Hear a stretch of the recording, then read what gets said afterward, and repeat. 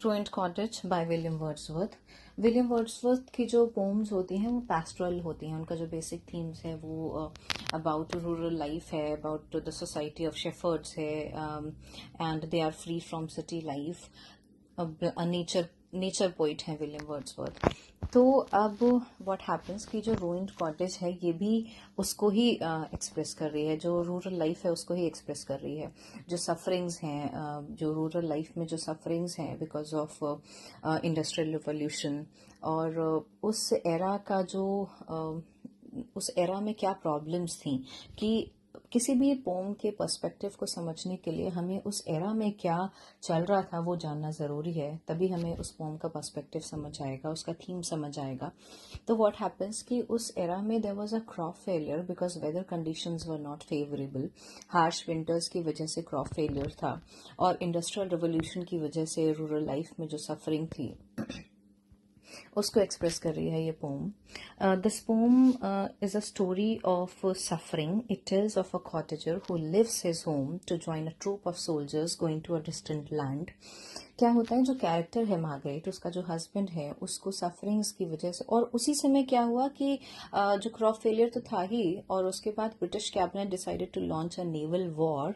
तो उस वॉर में जो मार्गरेट का हस्बैंड है वो डिसाइड करता है कि वो जाएगा, क्योंकि उससे जो सर्वाइवल होगा, उससे जो अर्निंग होगी, उससे उसकी फैमिली को सर्वाइवल में हेल्प मिलेगी। लेकिन अब यहाँ पे डिस्प्यूट कंडीशन क्या हो जाती है कि मार्गरेट के हस्बैंड की उस वॉर में डेथ हो जाती है, and Margaret pines for his return in increasing रेचेडनेस।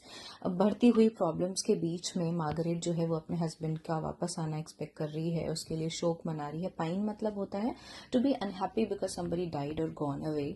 तो अब क्योंकि उसके हस्बैंड की डेथ हो गई है तो वो बहुत ज़्यादा दुखी है, बहुत परेशान है, एंड उसके बाद वो क्या क्या सफ़र कर रही है। उसके बच्चे की भी डेथ हो जाती है, क्रॉप भी फेलियर है, उसके हस्बैंड की भी डेथ हो गई है, then ultimately she dies and the cottage falls into ruin. कैसे उसकी भी लास्ट में डेथ हो जाती है and the cottage falls into ruin. Pastoral narrative है इस पोम का, ट्रेजिक स्टोरी है मार्गरेट की।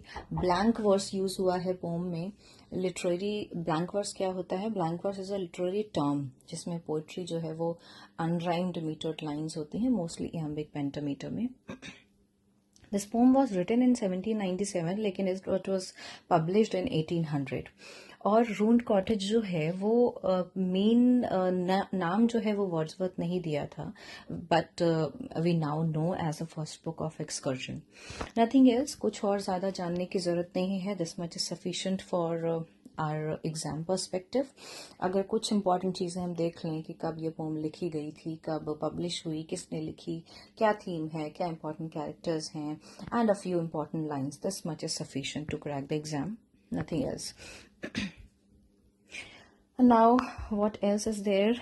लास्ट एक और लाइन हम लोग देख लेते हैं कि हर husband departs for war and hopes that the salary will help his family but he loses his life there and his wife slowly descends into ill health and weakness as the cottage falls into eventual डिसरिपेयर।